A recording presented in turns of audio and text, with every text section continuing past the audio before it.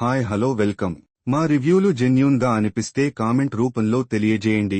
అలాగే లైక్ చేసి షేర్ చేసి సబ్స్క్రైబ్ చేయండి. ఇటీవల ఫెమినిజం గురించి బైపన్ భరీ దేవా అనే సినిమా నాకు బాగా నచ్చింది. దానిలో ఎమోషన్స్ ను చూపించే విధానం బాగా నచ్చింది.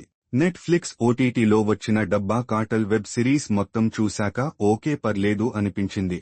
ఇక వెబ్ సిరీస్ కథ విషయానికొస్తే ఒక డ్రగ్ తీసుకోవడం వల్ల డ్రైవింగ్ చేస్తూ మత్తులోకి జారిపోయి ఒక లేడీ మరణించడం జరుగుతుంది.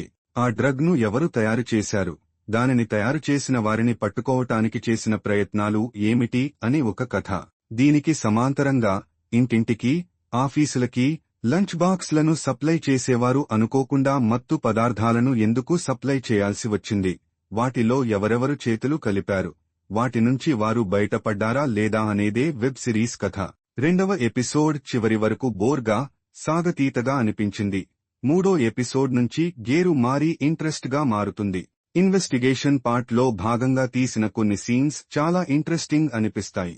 వెబ్ సిరీస్ అక్కడక్కడ స్లోగా అనిపించినా ఇంట్రెస్టింగ్ ఎలిమెంట్స్ తో సాగిపోతుంది. వెబ్ సిరీస్ మొత్తానికి హైలైట్ ఏమంటే షబానా అజ్మీ గారి యాక్టింగ్. ఆమె తన యాక్టింగ్ తో, ఆటిట్యూడ్ బేస్డ్ పర్ఫార్మెన్స్ తో ఆకట్టుకుంటారు. గిరిజరావు పాత్రను డిజైన్ చేసిన విధానం బాగుంది. తక్కువ మాటలతో ఎక్కువ భావం వచ్చే విధంగా మరియు సేటరికల్ గా ఎలా మాట్లాడాలో ఆ పాత్ర ద్వారా చూపిస్తారు.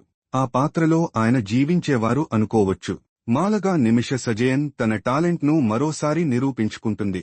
జ్యోతిక, శాలిని పాండే, అంజలి ఆనంద్, నిమిషా సజయం మరియు సేన్ గుప్తాలు తమ పాత్రల మేరకు బాగా నటించారు. పాత్రల మేరకు తమ ఎమోషన్స్ ను బాగా చూపించారు. కథకు తీసుకున్న పాయింట్స్ బాగున్నా కథనం, స్క్రీన్ ప్లే పై దృష్టి పెట్టి ఉంటే బాగుండు. బీజీఎం బాగుంది.